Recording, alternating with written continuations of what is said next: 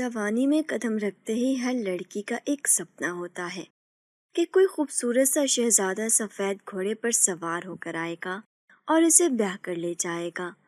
کچھ خوش نصیب لڑکیوں کے یہ خواب پلک جھپکتے ہی پورے ہو جاتے ہیں، تو کچھ کے لیے میرج لائف کسی بھیانک خواب سے کم نہیں ہوتی، اور وہ دوسری قسم کی ہی لڑکیوں میں شامل، جس کے دل میں سہاگ کی سیج پر نہ کوئی ارمان اٹھے تھے، نہ ہی اپنے ہونے والے شوہر ہادی کے لیے کوئی جذبات جاگے تھے، کیونکہ یہ اس کی پہلی سہاگ رات نہیں تھی۔ وہ تو بہت پہلے اپنے تمام جذبے اپنے پہلے شوہر عدنان کی موت کے ساتھ ہی دفن کر چکی تھی، اور یہ حادثہ اس کی زندگی سے ساری مسکراہٹیں لے کر چلا گیا۔ مگر اس حادثے سے پہلے وہ بھی ایک عام لڑکی کی طرح شادی کے خیال سے گلنگار ہونے لگتی تھی، کیونکہ اس کا نصیب عدنان کے ساتھ جڑا تھا، جس نے ساری دنیا سے لڑ کر اس سے شادی کی تھی۔ فقط 6 ماہ پہلے اس کے نکاح کی تیاریاں عروج پر تھیں۔ وہ ہواؤں میں اڑ رہی تھی کہ اسے عدنان جیسا جیون ساتھی ملا ہے۔ عدنان بھی خوشی سے چہکتے ہوئے اسے بار بار کہتا، دیکھنا شادی کتنی دھوم دھام سے ہوگی ہماری، ایک دنیا دیکھے گی۔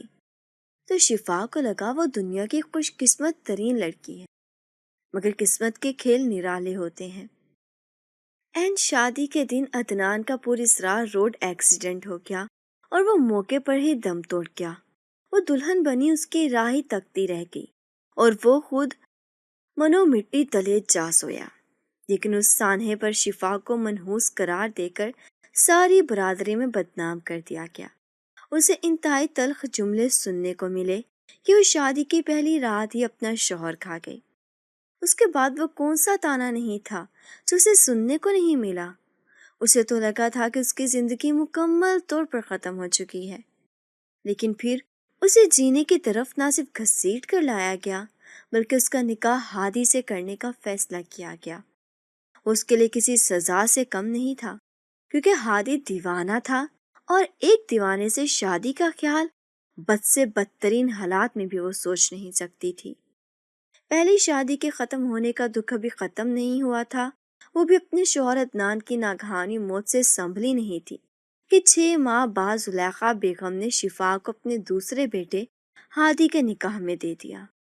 ہادی، جس کے بارے میں وہ جانتی تھی کہ وہ پاگل ہے، ذہنی مریض ہے، اور اپنے بڑے بھائی عدنان کی موت کے بعد اس کی ذہنی حالت ٹھیک نہیں، وہ بھلا اسے نکاح کیسے کر سکتی تھی، جو کبھی زمین پر لیٹ کر چیختا، کبھی دیواروں سے باتیں کرتا، کبھی خود کو زخمی کر لیتا، اور سب گھر والے اس کی حالت دیکھ کر افسوس کرتے۔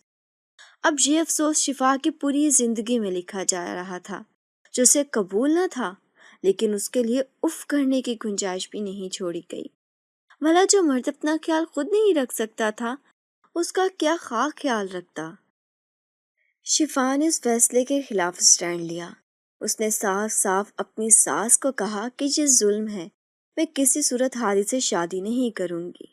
کہیں نہ کہیں شفا کو یہ لگا تھا کہ وہ انکار کرے گی تو کسی کی جرت نہیں ہوگی کہ وہ اس کے ساتھ زبردستی کرے، لیکن اس کی ساس نے اس کے انکار کو تو جیسے ہوا میں ہی اڑا دیا، اور اسی وقت ہادی سے اس کے نکاح کی دن تاریخ مقرر کر ڈالی۔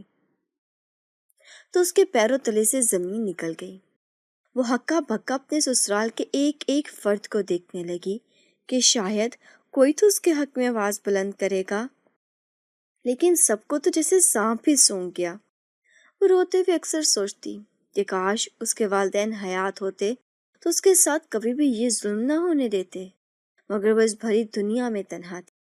جاب کر کے ہاسٹل کی چھت تلے زندگی گزار رہی تھی کہ عدنان کے ساتھ نے اسے مکمل کر ڈالا، مگر اب اس کے جانے کے بعد اس کے خواب ریزہ ریزہ ہو گئے۔ سہاگ رات جو لڑکیوں کے لیے محبت، قربت اور خوشیوں کی علامت ہوتی ہے، شفا پر کسی عذاب کی طرح نازل ہوئی۔ دلہن بنی وہ مسلسل بند دروازے کی طرف دیکھ رہی تھی، جو کسی بھی لمحے باہر سے کھل سکتا تھا۔ اس کے دل میں ہول اٹھ رہے تھے، آنکھیں خوف سے بند ہو رہی تھی۔ آج وہ ہادی کے کمرے میں خود کو سولی پر ٹنگا ہوا محسوس کر رہی تھی۔ وہ دوسری بار دلہن کی طرح سے سجائی گئی تھی، سرخ جوڑے میں ملبوس، تازہ مہندی سے سجے ہاتھ پیر، جنہیں دیکھ کر اسے شدید وحشت ہو رہی تھی۔ حالانکہ مہندی اس کی کمزوری تھی، لیکن اس وقت مہندی کی یہ خوشبو اسے انتہائی بدبودار محسوس ہو رہی تھی۔ اس کا دل زور زور سے دھڑک رہا تھا، آنکھوں میں نمی تھی۔ اس کا جسم آنے والے لمحات کا سوچ کر ہولے ہولے لرز رہا تھا کہ اچانک دروازہ زور سے کھلا۔ اس کے ساتھ زلیخا بیگم اندر داخل ہوئی۔ اس نے گھونگھٹ کی اوڑ سے اس کی طرف دیکھا تو زلیخا بیگم کے چہرے پر اسے عجیب عیاری سی دکھائی دی۔ آہستہ آہستہ چلتی ہوئی وہ شفا کے قریب آئی اور چپ چاپ اسے گھور گھور کر دیکھنے لگی۔ شفا خود کو یوں کسی کی نظروں کے حصار میں دیکھ کر بے چین سی ہو گئی۔ تبھی ان کی پاٹ ڈاٹ آواز کمرے میں گونجی، شفا، یہ میرا احسان ہے تم پر کہ تم جیسی لڑکی کو میں نے دوبارہ اپنی بہو بنا لیا، حالانکہ 6 ماہ پہلے میرے عدنان کو تمہاری نحوست کھا گئی۔ آہ میرا جوان بیٹا، ہٹا کٹا بیٹا، اپنا کوئی ارمان پورا نہ کر سکا، اب میرے ہادی کا حق پورا ادا کرنا، ورنہ یاد رکھو تمہاری اس گھر میں جگہ بہت مشکل ہو جائے گی۔ وہ تو اپنی بات کر کے خاموش ہو گئی، لیکن شفا کے اندر ایک بھونچال برپا ہو گیا۔ ان کے جملے کسی زہریلے تیر کی طرح شفا کو اپنے سینے میں اترتے ہوئے محسوس ہوئے، تو اس کی آنکھوں سے آنسو بہہ نکلے، دل کی دھڑکن اور تیز ہو گئی۔ وہ ابھی کچھ کہنے ہی والی تھی کہ سامنے دروازے میں کھڑے ہادی کو دیکھ کر چونک گئی۔ الفاظ اس کی زبان پر چپک گئے اور پورے جسم میں خوف کی لہر دوڑ گئی۔ زلیخا بیگم نے پیچھے مڑ کر دیکھا اور پھر ہادی کو اندر آنے کا اشارہ کیا تو کسی بچے کی طرح چھلانگے مارتا ہوا ہاتھوں میں گڑیا پکڑے دروازے سے اندر داخل ہوا۔ اس کے یوں اندر داخل ہونے پر شفا پلکیں جھپکانا بھول گئی۔ وہ بچوں کی طرح مسکراتا ہوا ایسے ہی آیا جیسے کوئی ننھا بچہ پہلی بار من پسند کھلونا دیکھ کر مچل جاتا ہے۔ یہ میری دلہن ہے نا، میری دلہن؟ وہ آنکھیں پٹ پٹاتا ہوا شفا کی طرف انگلی کا اشارہ کر کے بولا تو شفا کی کیفیت ایسی تھی کہ جیسے کاٹو تو بدن میں لہو نہیں۔ اس کا دل برا ہو گیا۔ ہاں ہاں، یہ ہادی کی دلہن ہے، اس میں کوئی شک تھوڑی نہ ہے، زلیخا خاتون مسکرا کر بولی۔ تو بیڈ کے قریب کھڑا ہادی اپنی آنکھوں کے زاویے گھما گھما کر اسے عجیب نظروں سے دیکھنے لگا تو وہ شدید خوف زدہ ہو گئی۔ وہ اپنی ساس کی طرف دیکھنے لگی جس کے چہرے پر عجیب پراسرار مسکراہٹ تھی۔ اچھا اب میں چلتی ہوں، تم اپنی دلہن کے پاس ہی رہنا، ٹھیک ہے نا؟ وہ اس کے سر پر ہاتھ پھیرتے ہوئے پچکارتے ہوئے بولی اور پھر دروازہ کھلا اور باہر نکلنے سے پہلے ایک بھرپور نگاہ شفا پر ڈالی اور دروازہ باہر سے لاک کر دیا تو شفا کی سانس اوپر کی اوپر رہ گئی۔ اب کمرے میں صرف شفا اور ہادی تھے۔ شفا گھبرا کر بیڈ سے اتری تو ہادی اس کے سامنے آ گیا۔ وہ پیچھے ہٹی تو اس کے کمر دیوار سے جا لگی۔ اس کی سانسیں تیز ہو رہی تھیں۔ وہ ڈری ڈری نظروں سے ہادی کو دیکھ رہی تھی۔ ہادی نے دونوں ہاتھ دیوار پر ٹکا کر اسے اپنے حصار میں لے لیا۔ اس کی آنکھوں میں اب بچوں جیسی معصومیت کی جگہ کچھ اور تھا۔ وہ شفا کے کان کے قریب جھک کر مدہوش لہجے میں بولا،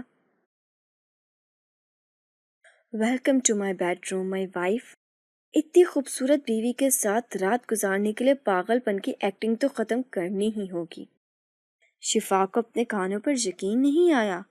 اس کی آنکھیں حیرت اور خوف سے پھیل گئیں۔ وہ کچھ بول نہیں والی تھی کہ ہادی ایک قدم اور قریب ہوا۔ اس کی سانسیں شفا کو اپنے چہرے پر محسوس ہونے لگی۔ تم ڈری ہوئی ہو؟ ہادی نے اس کی آنکھوں میں جھانکتے ہوئے کہا۔ مجھے پتا ہے تم مجھے دیوانہ سمجھتی ہو، سب سمجھتے ہیں، مگر شفا کبھی کبھی یہ پاگل پن بھی زندگی گزارنے کے لیے ضروری ہوتا ہے۔ ہادی کے لہجے میں عجیب سا سکون اور اعتماد تھا۔ شفا کی نظریں اس کے چہرے پر جم گئیں۔ اس کا دماغ اور دل کشمکش میں الجھ گئے۔ وہ ابھی بھی عدنان کی موت کے صدمے میں تھی اور اب ہادی کی یہ باتیں عجیب معمہ تھیں۔ وہ چڑ سی گئی۔ میرے راستے سے ہٹو۔ وہ پہلو بچا کر دوسری طرف سے نکلنے میں ناکام ہوئی تو ضد ہو کر بولی تو ہادی نے اپنے ہاتھ میں پکڑی گڑیا کھینچ کر اسے دے ماری تو شفا مارے خوف کے فوراً پیچھے ہٹ گئی۔ تو وہ ایک دم سے تالیاں بجانے لگا۔ اوہو، شفا ڈر گئی۔ شفا کے ذہن میں خوفناک خیالات جنم لینے لگے۔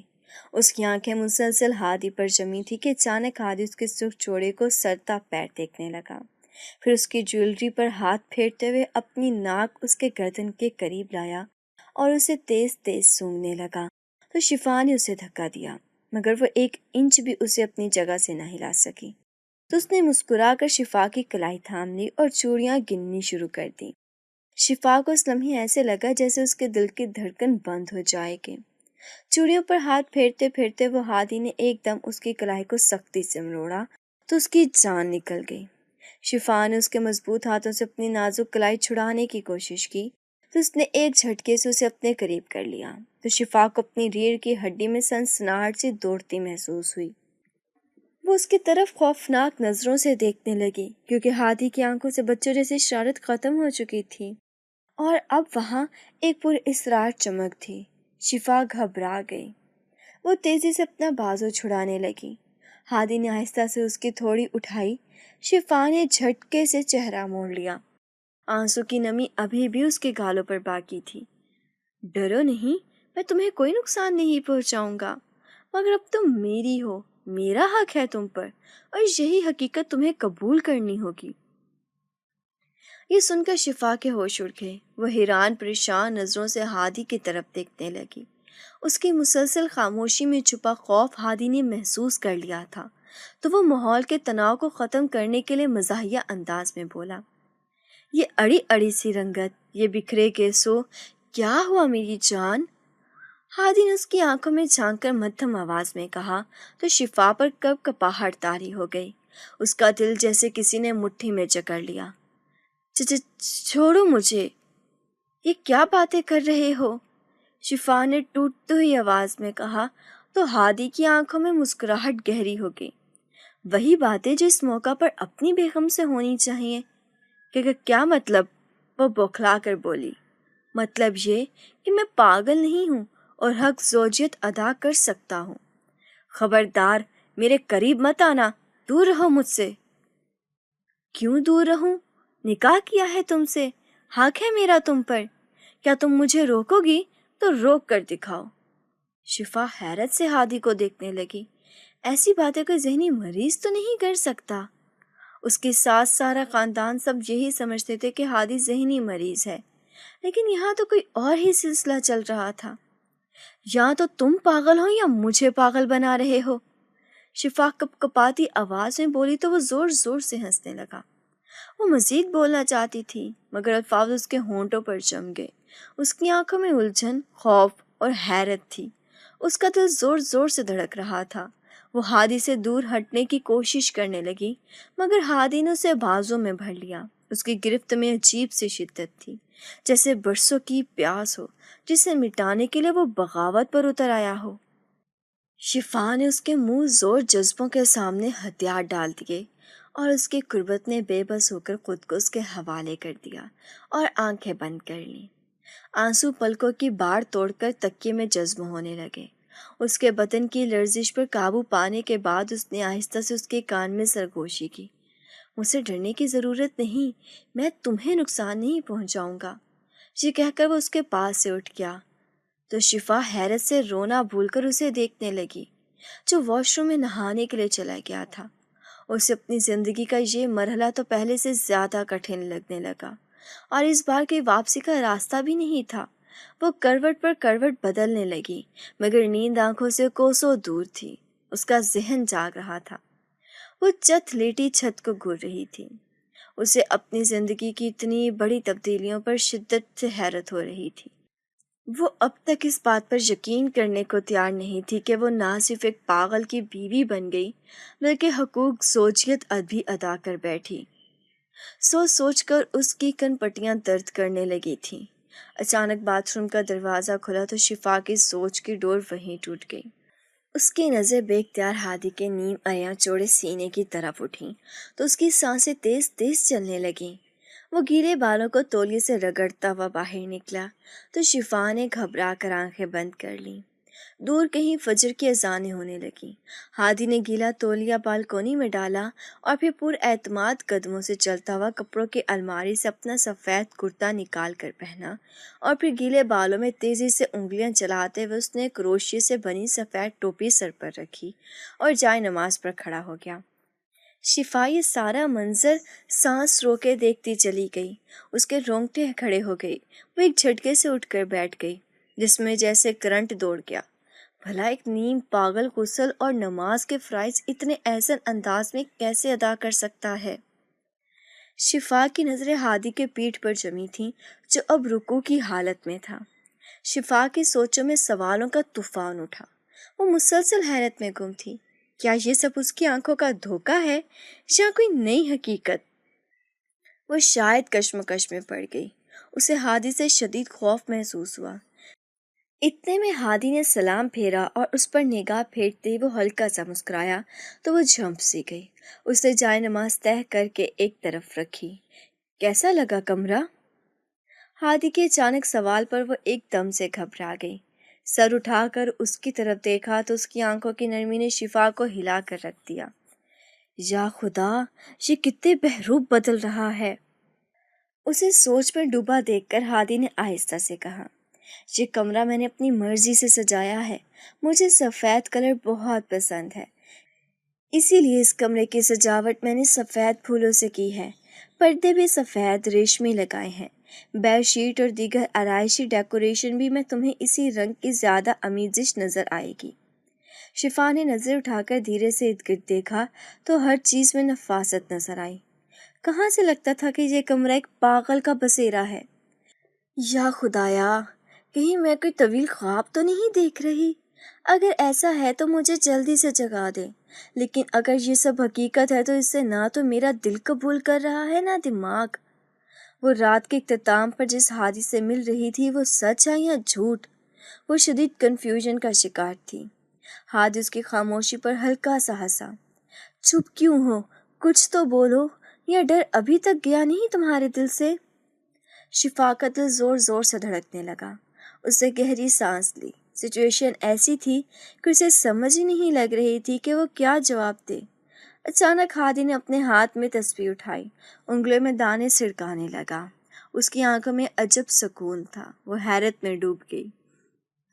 ہادی نے اس کے چہرے کو غور سے دیکھا اور پھر خاموشی سے چلتے ہوئے کھڑکی کے پاس آ گیا۔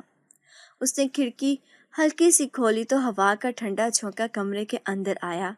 وہ اپنے دونوں ہاتھ پشت پر باندھ کر کھڑا ہو گیا۔ کچھ پل خاموش رہنے کے بعد اس نے دھیرے سے ایسے کہا جیسے سرگوشی کر رہا ہو، پتہ ہے شفا، ہم جو دیکھتے ہیں بس اسی کو سچ مان لیتے ہیں۔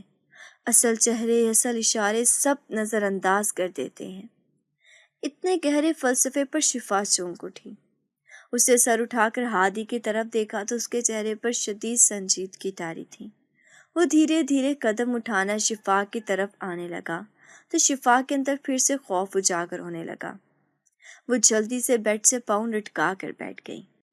وہ اس کے سامنے پورے قد سے کھڑی نہیں ہونا چاہتی تھی۔ نہ جانے کیوں سے ہادی سے خوف آنے لگا تھا۔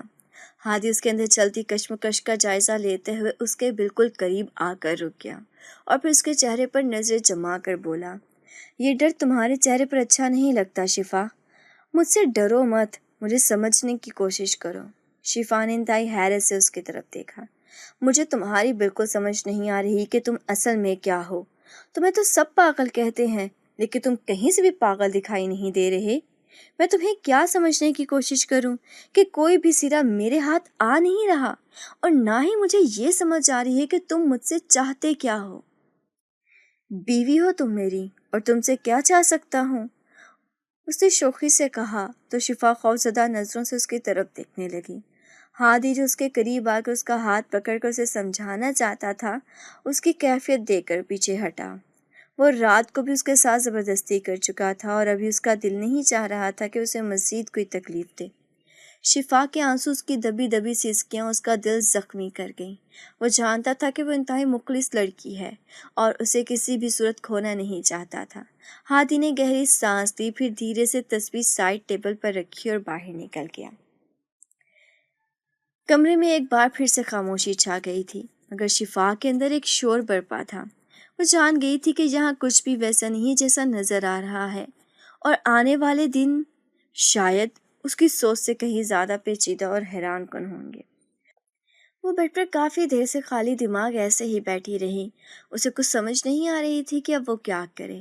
ہادی کے بارے میں کسی سے بات کرے۔ وہ قدم قدم پر نہ صرف اسے حیران کر رہا تھا بلکہ سچ تو یہ تھا کہ وہ اسے شدید خائف بھی تھی۔ وہ بیڈ کی پائنتی کے کنارے پر سر جھکائے دونوں ہاتھ گود میں رکھے فرش پر نظر جمائے چپ چاپ بیٹھی تھی۔ اس کا ذہن سوچوں کے گرداب میں الجھا ہوا تھا اور ابھی تک رات کے لباس میں تھی جو اب قدرے شکن زدہ ہو چکا تھا۔ اس کا چہرہ بجھا ہوا تھا اور آنکھوں کے گرد سیاہ حلقے نمایاں تھے جیسے کئی راتوں سے جاگتی رہی ہو۔ دروازے کی ہلکی سی چرچراہٹ پر اس نے سر اٹھایا۔ اسے لگا کہ ہادی ہوگا۔ وہ چونک کر سیدھی ہو کر بیٹھ گئی، مگر اگلے ہی پل اس کے سانس کسی آندھی طوفان کی طرح اندر داخل ہوئی۔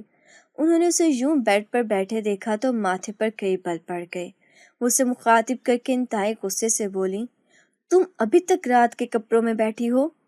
بال بھی سوکھے سوکھے سے ہیں، کیا نہائی نہیں ہو؟ انہوں نے جان بوجھ کر اس کے بالوں میں ہاتھ لگا کر جائزہ لینے کی کوشش کی اور پھر انتہائی طنزیہ مسکراہٹ کے ساتھ اس کی طرف دیکھنے لگی تو شفا نے مارے شرم کے نظریں جھکا لیں۔ پھر انہوں نے کمرے میں ادھر ادھر نگاہ ڈال کر اس سے پوچھا، ہادی کہاں ہے؟ تو وہ گڑبڑا سی گئی اور سر ہلاتے ہوئے بولی، مجھے نہیں پتا۔ وہ بنا بتائے کمرے سے باہر نکل گئے۔ ارے واہ واہ، اپنے پاگل شوہر کو کتنی تمیزداری سے بلا رہی ہو، اچھی بات ہے۔ اپنے رشتے کا احترام کرنا چاہیے، وہ نکما نکھٹو دیوانہ ہی کیوں نہ ہو۔ اب خیر سے کب تک ماتمی انداز میں سر جھاڑ منہ پہاڑ بنی بیٹھی رہو گی؟ فوراً چینج کرو، نیچے آؤ، ناشتے کا کام ختم کرو۔ یہاں ہمارے گھر میں ناشتہ پورے 7 بجے ہو جاتا ہے، اس لیے وقت کی پابندی پہلے دن سے ہی اپنا لو تو بہتر ہوگا۔ تمہارے لیے بھی سہولت ہوگی اور ہمیں بھی بار بار تمہیں ٹوکنا نہیں پڑے گا۔ میرے خیال میں تمہیں میری بات سمجھ آ گئی ہوگی۔ تو ان کی بات پر شفا نے تائید میں اپنا سر ہلایا اور اٹھ کر کھڑی ہو گئی۔ اور سنو، اس چہرے کو اچھی طرح سے دھو کر تھوڑا بہت میک اپ شیک اپ کر لینا۔ محلے کی خواتین تمہیں دیکھنے کے لیے بھی آتی ہی ہوں گی، ان کے سامنے اپنا حلیہ ٹھیک رکھنا، ایسا نہ ہو کہ وہ یہ سوچیں کہ ہم نے بہو نہیں نوکرانی بیاہ کر لائی ہیں۔ شفا نے پھر سے گردن ہلانے پر اکتفا کیا لیکن منہ سے کچھ نہ بولی۔ ساس کی باتوں نے اسے اندر سے اس حد تک تھکا ڈالا تھا کہ اسے کچھ بولا ہی نہیں گیا تھا۔ اور ہاں، یہ اپنے تھوبڑے پر تھوڑی سی مسکراہٹ بھی لے کر آؤ، کیا عجیب نحوست سی چہرے پر طاری کی ہوئی ہے۔ کچھ اپنا نہیں تو ہماری عزت کا خیال رکھو، اور ہاں، جو جویلری تمہیں دی ہے وہ ضرور پہن لینا۔ یہ کہہ کر اس کی ساس زلیخا خاتون ناک سکیڑتے ہوئے تنقیدی نظروں سے اسے دیکھتی دروازہ زور سے بند کر کے باہر چلی گئی تو اس کا رکا ہوا سانس بحال ہوا۔ کئی آنسو چپ چاپ اس کے گالوں پر بہہ نکلے۔ اسے عدنان ٹوٹ کر یاد آیا جس نے اس سے وعدہ کیا تھا کہ وہ ہر مشکل وقت میں اس کا ساتھ دے گا۔ کاش وہ زندہ ہوتا تو آج وہ اس جنجال پورے میں نہ پڑی ہوتی۔ وہ کسی کو بھی اس سے اونچی آواز میں بات کرنے نہ دیتا۔ وہ اسے بہت اچھے سے جانتی تھی۔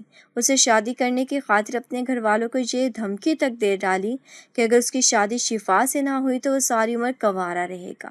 تو زلیخا خاتون اس کی ضد کے آگے تل ملاتی رہیں، مگر وہ بھی ایک نمبر کا ضدی تھا، اپنی بات منوا کر ہی رہا۔ حالانکہ وہ چاہتا تو شفا سے کورٹ میرج کر سکتا تھا۔ ویسے بھی زلیخا خاتون اس کی کون سی سگی ماں تھی، لیکن وہ ان کا احترام سگی ماں جتنا ہی کرتا تھا، اور وہ نہیں چاہتا تھا کہ وہ ان کا دل دکھا کر اپنی منمانی کرے۔ وہ اپنے فیصلے میں ان کی دعائیں پر ہر صورت شامل کرنا چاہتا تھا، اور وہ یہ باتیں شفا کو بتاتا رہتا تھا تو اسے عدنان پر ایک دم سے یقین آ گیا کہ وہ واقعی خاندانی آدمی ہے، کوئی چھچھوڑا نہیں، ورنہ آج کل کے تو لڑکے والدین کی سنتے ہی کہاں ہیں، اور وہ اپنی ستیلی ماں کی بھی اتنی عزت کرتا ہے کہ ان کے حکم عدولی کا سوچ بھی نہیں سکتا۔ تو جو شخص اپنے سے منسلک رشتوں کے لیے اتنا مخلص ہو تو وہ اس کے لیے کتنا مخلص ہوگا۔ اس خیال کی آتی اس نے یہ سوچ لیا تھا کہ چاہے کچھ بھی ہو جائے، اسے کتنا ہی انتظار کرنا پڑے، لیکن وہ شادی عدنان سے ہی کرے گی۔ یہ تو اچھا ہوا کہ زلیخا خاتون جلد ہی مان گئی اور ان کے نکاح میں سارا خاندان شامل ہوا، اور وہ انتہائی عزت احترام کے ساتھ ہاسٹل سے عدنان کے گھر آئی۔ اس کی تو خوشی کی انتہا نہیں تھی، کیونکہ اس کے والدین نے بچپن میں ہی فوت ہو گئے اور اس نے انتہائی کم عمری میں جاب شروع کی، اور جب پھپھو کے گھر اس پر زمین تنگ ہوئی تو اس نے ہاسٹل میں اپنی رہائش رکھ لی، اور جس کمپنی میں کام کرتی تھی وہیں پر عدنان سپروائزر کے طور پر کام کرتا تھا۔ ان کی الیگ سلیگ وہیں پر ہوئی، اور پھر کیسے ان کے درمیان محبت پروان چڑھی انہیں پتہ ہی نہ چلا۔ پھر جو تھوڑی بہت رکاوٹ تھی وہ بھی دور ہو گئی۔ عدنان کے گھر آ کر اسے مضبوط خاندان کا فرد ہونے کا احساس ہوا تو وہ ہمارے تشکر کے کئی بار آبدیدہ ہو گئی، لیکن اس کے نصیب میں عدنان کی محبت نہیں تھی۔ اس کا روڈ ایکسیڈنٹ میں انتقال عین بارات والے دن ہوا، مگر زلیخا خاتون نے اس گھر سے نہیں نکالا۔ وہ ایک بہو کے طور پر عدنان کے جانے کے بعد بھی اگر رہ رہی تھی تو اس کے لیے وہ زلیخا خاتون کی مشکور تھی، ورنہ عدنان سے شادی کے وقت اس نے اپنی نوکری سے بھی استعفیٰ دے دیا تھا، اور اب عدنان کی جانے کے بعد وہ مستقل ایک ہی بات سوچے جا رہی تھی کہ وہ رہے گی کہاں۔ نہ نوکری ہے اور نہ ہی ہاسٹل کو دینے کے لیے کرایہ۔ تو ایسے میں زلیخا خاتون نے اس کا ہاتھ تھاما۔ یہی وجہ تھی کہ جب انہوں نے اس کی شادی کا فیصلہ ہادی سے کرنے کا سوچا، چونکہ ذہنی بیمار مرد تھا تو وہ شاید احتجاج نہ کر سکی، اور چپ چاپ ان کا فیصلہ مان لیا، اور اس نے دل ہی دل میں یہ طے کر لیا تھا کہ وہ اتنی خیر خواہ ساس کا دل کبھی نہیں دکھائے گی، خواہ وہ اپنی باتوں سے اس کا کتنا ہی دل دکھاتی رہیں۔ شفا نے ہلکے سے گہری سانس دی اور بوجھل دل کے ساتھ الماری کی طرف بڑھی۔ یہاں پر ترتیب سے اس کے چند جوڑے لٹکائے گئے تھے۔ اس نے ان میں سے ایک جوڑا نکالا اور باتھ روم میں گھس گئی۔ اس کا جسم تھکن سے ٹوٹ رہا تھا۔ باتھ روم میں داخل ہو کر اس نے دروازہ بند کیا، آئینے کے سامنے کھڑے ہو کر اپنے عکس پر نگاہ ڈالی تو کافی دیر تک خود کو بھی پہچاننے سے قاصر رہی۔ اس کے چہرے پر زردی گھلی ہوئی تھی، آنکھوں میں خالی پن تھا۔ وہ ایسی تو نہ تھی؟ اپنے چہرے پر دکھ دیکھ کر، پرچھائیاں دیکھ کر اس کا دل ڈوب سا گیا تھا۔ اس نے شاور کھولا، ٹھنڈے پانی کی بوندیں اس کے بدن پر گرنے لگیں تو تھکے بدن کو راحت محسوس ہونے لگی، مگر دل کا بوجھ کم نہ ہوا۔ پانی کے سامنے آنکھوں سے آنسو بھی بہنے لگے، مگر اس نے لب بھینچ لی اور گہری سانس لے کر خود کو مضبوط کرنے کی کوشش کرنے لگی۔ فٹافٹ نہانے کے بعد اس نے کپڑے بدلے اور باتھ روم سے نکل آئی۔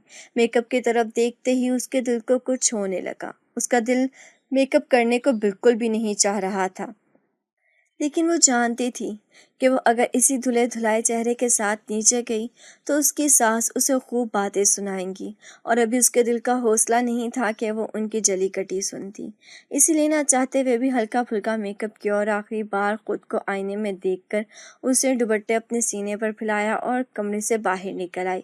ہادی کا دور دور تک کہیں اتا پتہ نہیں تھا۔ نہ جانے وہ کہاں ہوگا، اس نے کچھ کھایا بھی ہے یا نہیں۔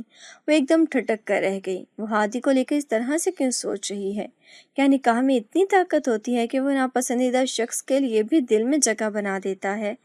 نہیں نہیں، میں عدنان کی جگہ کسی کو بھی نہیں دے سکتی۔ اسے اپنے دل کو سرزش کی اور پھر مضبوطی سے سیڑھیوں پر قدم رکھتے ہوئے وہ جوں ہی نیچے آئی تو دل دھک سے رہ گیا۔ جیسے ہی اس نے ڈائننگ روم میں قدم رکھا، اس کا سانس اوپر کا اوپر ہی رہ گیا۔ ہادی کرسی پر دونوں پاؤں چڑھائے اکڑوں بیٹھا تھا اور ارد گرد سے بے نیاز ہو کر بری طرح سے ناشتے پر ٹوٹا ہوا تھا۔ وہ ایسے ناشتہ کر رہا تھا جیسے کوئی بھوکا صدیوں بعد کھانا کھاتا ہے۔ اس کے دونوں ہاتھوں میں بریڈ پکڑی ہوئی تھی جسے وہ باری باری کھاتا جا رہا تھا، اور اس کے ساتھ ساتھ وہ منہ سے عجیب و غریب آوازیں نکال رہا تھا۔ کبھی وہ بریڈ کو ہوائی جہاز کی طرح گھماتا، کبھی اس پر اسے نظر ڈالتا جیسے کوئی کھلونا ہو، اور پھر ہنس کر ایک بڑے نوالے کے ساتھ منہ میں ڈال دیتا۔ منہ بھر بھر کر چبانے کے ساتھ ساتھ وہ جان بوجھ کر ایسی آوازیں نکالتا کہ کراہیت کا احساس ہونے لگتا۔ شفا کی نظروں تو جیسے ہادی پر جم ہی گئیں۔ اس کا یہ روپ پہلے بھی دیکھ چکی تھی۔ عدنان کی وفات کے بعد اس نے ہادی کو ایسے ہی بچوں کی طرح حرکتیں کرتے، کھاتے پیتے دیکھا تھا۔ کبھی صوفے پر لیٹ کر بچوں کی طرح ہنستا، کبھی کھڑکی کے سامنے کھڑے ہو کر اپنی ہی پرچھائی سے باتیں کرتا۔ جو بھی اسے دیکھتا وہ اس کی بھری جوانی میں اس کے پاگل پن کو دیکھ کر افسوس ضرور کرتا۔ سب کہتے ہادی پاگل ہے، اس کی دماغی حالت ٹھیک نہیں۔ شفا نے بھی اس پر یقین کر لیا، لیکن رات کو ہادی کا وہ روپ، اس کی باتیں، اس کا تپتا لہجہ، بھرپور مرد کے طور پر سامنے آنا، جب ایک دم اسے یاد آیا تو اس کا سر چکرانے لگا۔ مگر اب صبح ہادی کو اس روپ میں دیکھ کر اس کے ہاتھ پیر ٹھنڈے ہو گئے۔ وہ لڑکھڑاتے قدموں کے ساتھ کرسی کو پکڑ کر کھڑی ہو گئی۔ ہادی نے اس کے آنے کی پرواہ تک نہ کی، بلکہ اس کی طرف دیکھنا تک گوارا نہیں کیا۔ جب زلیخا خاتون اسے انتہائی سرد اور گہری نظروں سے دیکھ رہی تھیں، اس نے شفا کے چہرے پر نظر گاڑتے ہوئے انتہائی کاٹ دار لہجے میں کہا، شفا کیا ہوا؟ میرے بیٹے کو ایسے کھا جانے والی نظروں سے کیوں گھور رہی ہو؟ تو ساس کی بات سن کر اس نے فوراً اپنی نظریں جھکا لیں۔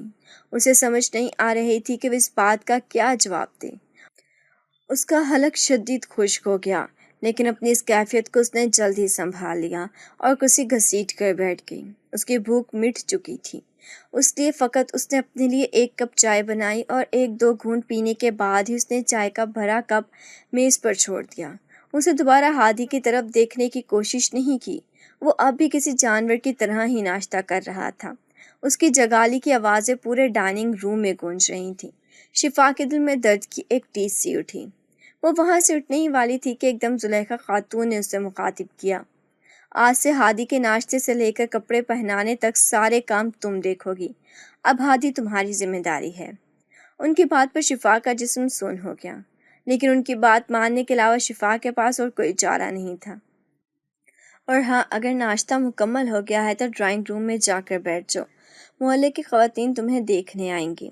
شفا نے بامشکل سے سر ہلایا۔ اسی لمحے شفا کی نظریں ہادی کی طرف اٹھیں تو وہ اسے آنکھ مار کر مسکرانے لگا، شاید ایک دم نروس ہو گئی۔ شفا، وہ فوراً پیچھے مڑی اور تیز قدموں سے ڈرائنگ روم کی طرف بڑھ گئی، جبکہ ہادی کا کہکہ ڈرائنگ روم تک اس کا پیچھا کرنے لگا۔ ڈرائنگ روم میں پہنچ کر وہ گہری گہری سانس لینے لگی۔ اس کا کسی سے بھی ملنے کو دل نہیں چاہ رہا تھا۔ اگر ساس کا حکم نہ ہوتا تو شاید اس وقت وہ کمرہ بند کر کے بیٹھی ہوتی۔ اس کی شادی کا تیسرا دن تھا، مگر پہلی رات کے بعد ہادی اس کے قریب نہیں آیا۔ وہ قدرے مطمئن تھی کہ اچانک زلیخا خاتون کی تیز آواز سن کر اس کا سکون برباد ہو گیا۔ شفا، ذرا میرے کمرے میں آنا۔ آج جیسے ہی شفا دروازہ کھول کر باہر نکلی، اپنے پیچھے ہادی کو موجودگی نے اسے چونکا دیا۔ شفا اسے دیکھ کر چڑ سی گئی، لیکن خاموش رہی۔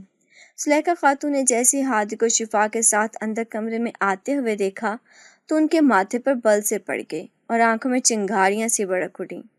ارے ہادی، تم ذرا باہر جاؤ، مجھے شفا سے ایک پرائیویٹ بات کرنی ہے۔ مگر ہادی اپنی ضد پر اڑ گیا۔ وہ دو قدم اور آگے آیا اور بچوں کی طرح بولا، نہیں، میں نہیں جاؤں گا، میں تو اپنے دلہن کے ساتھ ہی رہوں گا۔ اب تو خود ہی تو کہا تھا کہ یہ اب میری دلہن ہے۔ ہاں، میں نے کہا تھا، لیکن ابھی تم تھوڑی دیر کے لیے باہر جاؤ۔ لیکن ہادی نے انکار کر دیا اور شفا کا ہاتھ کسی بچے کی طرح پکڑ کر کھڑا ہو گیا۔ زلیخا خاتون کے چہرے پر واضح جھنجھلاہٹ آئی۔ وہ اسے گھورتے ہوئے میز کے قریب گئی اور دروازہ کھول کر ایک بھاری فائل نما دستاویز نکال کر میز پر پٹک دی۔ اس پر دستخط کر دو۔ شفا نے حیرت سے ان کاغذات کی طرف دیکھا اور کانپتی آواز میں پوچھا، یہ کیا ہے؟ زلیخا خاتون نے نگاہ چراتے ہوئے گڑبڑاتے لہجے میں کہا، زیادہ سوال مت کرو، یہ عدنان کی پینشن کے کاغذات ہیں، تمہارے سائن چاہیے۔ شفا نے حیرت سے ان کی طرف دیکھا، کیونکہ عدنان کوئی سرکاری نوکری نہیں کرتا تھا تو پھر اس کی پینشن کیسے ہو سکتی تھی؟ اس کے دل میں ایک عجیب سی بے چینی اٹھی، جیسے کچھ غلط ہونے والا ہو۔ ہاتھ پیر کانپنے لگے، ذہن میں سوالات اٹھنے لگے، لیکن ساس کی آنکھوں میں اتنی سختی تھی کہ شفا سے بولا ہی نہیں گیا۔ وہ قلم اٹھانے ہی والی تھی کہ اچانک ہادی نے ایک جھٹکے سے وہ کاغذات اٹھا لیے۔ شفا کی آنکھیں پھیل گئیں، جبکہ زلیخا خاتون ایک دم سے گھبرا گئیں۔ ہادی نے ایک نظر ان کاغذات پر ڈالی، پھر بغیر کوئی لمحہ ضائع کیے کاغذات کو دو حصوں میں چاک کر دیا۔ کاغذوں کے پھٹنے کی آواز کمرے میں گونج اٹھی۔ زلیخا خاتون کا رنگ سرخ پڑ گیا، جیسے خون دماغ میں چڑھ گیا ہو، چہرے کی رگیں تن گئیں۔ وہ حسرائے انداز میں چیخنے لگی، یہ تم نے کیا کیا؟ او پاگل دیوانے، کہ تم نے کیا کیا؟ ہادی بچوں کی طرح معصوم چہرہ بنائے خاموش کھڑا رہا۔ زلیخا خاتون غصے میں پاگل ہو گئی۔ وہ ہادی پر ہاتھ اٹھانے ہی والی تھی کہ شفا ایک جھٹکے سے آگے بڑھی اور ایک دم سے ان کا ہاتھ پکڑ لیا۔ بس کریں پلیز، وہ نادان ہے، کیا کر رہا ہے اسے کچھ پتہ نہیں۔ زلیخا خاتون نے شفا کو بری طرح گھورا، جیسے اسے نوچ کھائیں گی۔ اس پاگل کو میری نظروں سے دور کرو، ورنہ یہ میرے ہاتھوں سے ضائع ہو جائے گا۔ ایک دن یہ سب کچھ برباد کر کر رکھ دے گا۔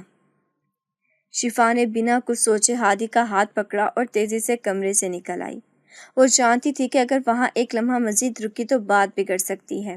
جیسے وہ اپنے کمرے میں پہنچی، ہادی نے فوراً دروازہ بند کر دیا تو شفا کی حیرت کی انتہا نہ رہی۔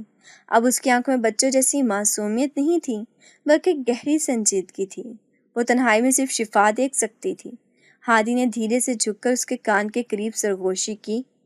آنٹی اگر تمہیں مزید کسی کاغذ پر دستخط کرنے کے لیے کہیں تو مت کرنا، ان کے ارادے ٹھیک نہیں ہیں۔ ہادی نے اس کی آنکھوں میں جھانک کر پورے یقین کے ساتھ کہا اور اسے حیرت میں چھوڑ کر باہر نکل گیا۔ شفا ہکا بکا وہیں کھڑی کی کھڑی رہ گئی۔ اس کے ذہن میں کئی سوالات اٹھنے لگے مگر اسے جواب لینے کا موقع ہی نہ مل سکا۔ ہادی کی یہ سنجیدگی، اس کی ذو معنی باتیں، سب کچھ الجھتا جا رہا تھا۔ رات گہری ہوتی جا رہی تھی مگر ہادی اب تک کمرے میں نہیں آیا تھا۔ وہ عموماً 8 بجے تک کمرے میں آ جاتا تھا۔ خدا خیر کرے وہ اب تک کیوں نہیں آیا۔ اسی الجھن میں شفا کمرے کے ساتھ منسلک اسٹڈی روم میں گئی جہاں میز کے دراز کھلی پڑی تھی، حالانکہ اسے پہلے یہ دراز ہمیشہ لاک ملی تھی۔ وہ اس دراز کو بند کرنے ہی لگی تھی کہ اس کی نظر ایک ڈائری پر پڑی۔ اس نے مارے تجسس کے وہ ڈائری اٹھائی کیونکہ اکثر وہ یہ ڈائری ہادی کے ہاتھ میں دیکھتی تھی۔ ڈائری کھولتے ہی اس کی نگاہ جس صفحے پر پڑی، اس پڑھنے کے بعد اس کے 14 طبق روشن ہو گئے۔ ڈائری میں ہادی نے لکھا تھا، دنیا مجھے پاگل سمجھتی ہے، یہی بہتر ہے۔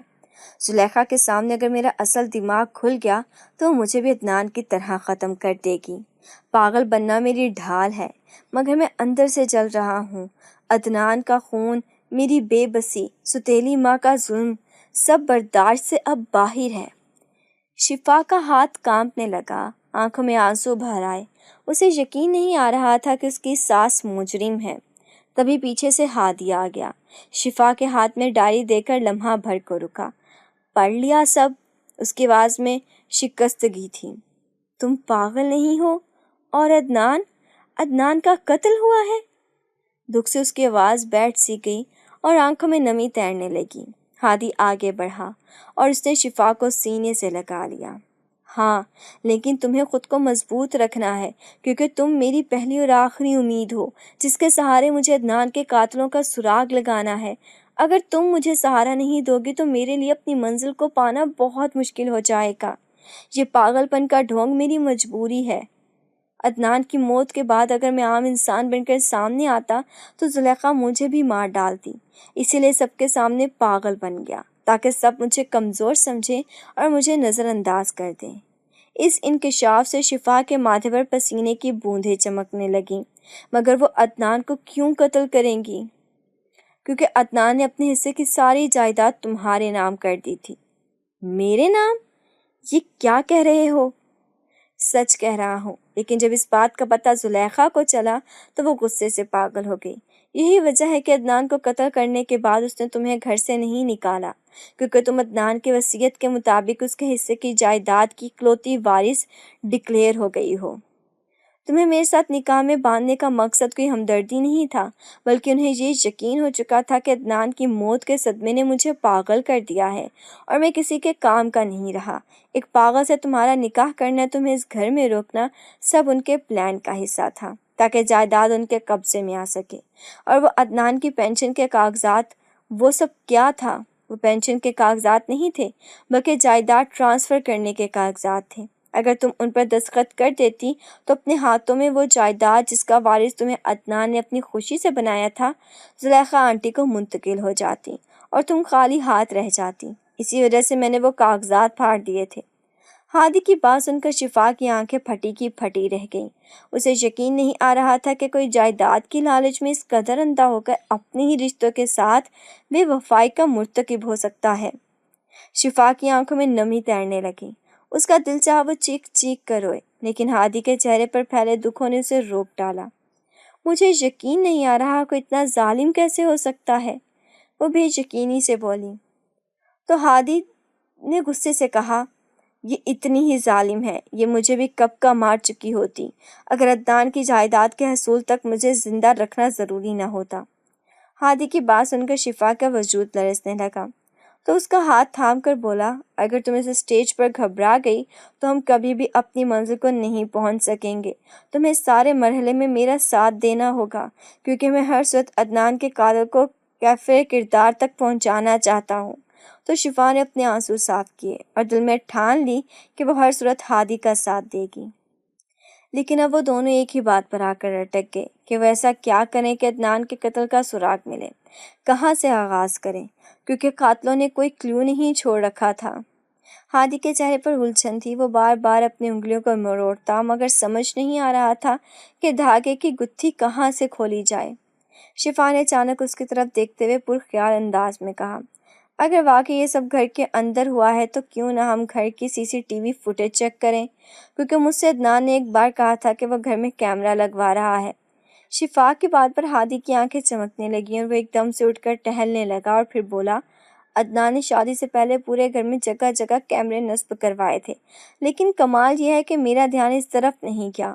وہ مسکراتے ہوئے اس کے قریب آ کر بیٹھا تو شفا نے کہا، ہمیں ضرور وہ فوٹیجز چیک کرنی چاہیے، شاید اس میں کچھ مشتبہ چیزیں ہمیں دکھائی دے جائیں اور انہی میں کوئی ایسا کلیو ہو جس سے ہم قاتل تک پہنچ سکیں۔ شفا کی بات سن کر ہادی کو ایسے لگا جیسے کسی نے اندھیرے میں چراغ روشن کر دیا ہو۔ اس کے چہرے پر دبا دبا جوش چھلکنے لگا۔ پھر دونوں نے مل کر خفیہ طور پر پرانی ریکارڈنگز نکالنی شروع کی۔ کئی گھنٹوں کی فوٹیج دیکھنے کے بعد حادثے والے دن کا منظر سامنے آیا۔ زلیخا بیگم کا ڈرائیور اور ایک نوکر گھر کے گیراج میں مشکوک انداز میں مصروف تھے۔